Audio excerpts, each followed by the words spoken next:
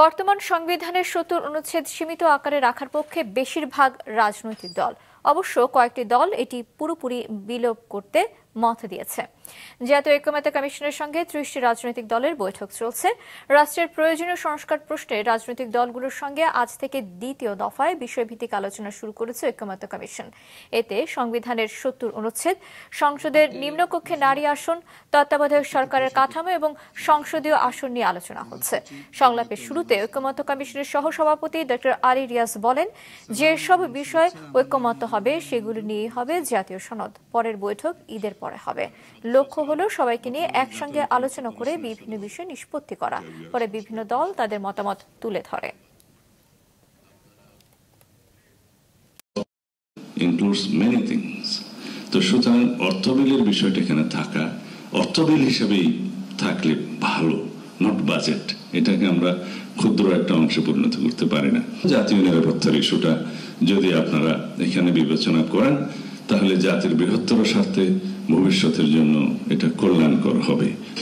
আমাদের দলীয় বক্তব্যটা হচ্ছে যে আমরা একমত, কিন্তু আমাদের দুইটা জায়গায় আমাদের সমস্যা আছে। সেটা হচ্ছে আমরা মনে করি সংবিধান সংশোধনের ব্যাপারে আসলে একজন সংসদ সদস্যদের নিরপেক্ষভাবে তার যে মতামত, তার যে কনস্টিটুয়েন্সি যে মতামত, সেটা আসলে প্রকাশ করা উচিত।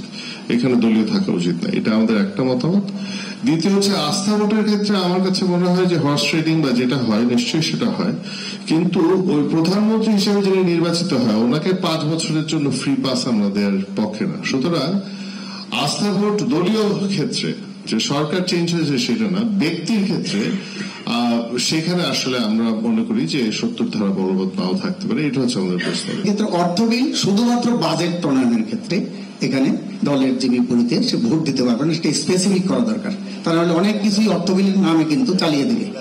সংবিধানের সংশোধনের ব্যাপারটাকে মনে করি এটাকে নিয়ে আরো ভাবনা চিন্তা করা দরকার, এবং বিশেষ করে অতীতের আমাদের অভিজ্ঞতা, যে তিক্ত অভিজ্ঞতা, এটাকে বিবেচনা রেখে এই অর্থ বিল, তারপরে অনাস্থা ভোট এবং যে সংবিধান সংশোধন, এগুলোর ক্ষেত্রে আমাদের পার্টির পক্ষ থেকে কোনো আপত্তি নেই।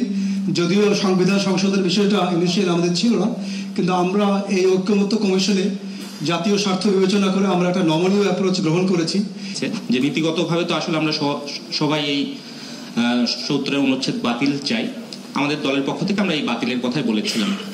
এখন পর্যন্ত যে জায়গায় দাঁড়াচ্ছে, ঐক্যমত্য বলতে যদি আমরা বুঝি যেটা এইসব মঞ্জুভাই প্রশ্ন, ঐক্যমত্য মানে কি একজন সকলের সব বিষয়ে সব কখন আমরা একত্রিত হব না, কিন্তু যার যার অবস্থান থেকে অন্যদের মতামতের ভিত্তিতে কতটা মিনিমাম জায়গায় আমরা আসতে পারি সেটাই আমাদেরকে বিবেচনা করতে হবে।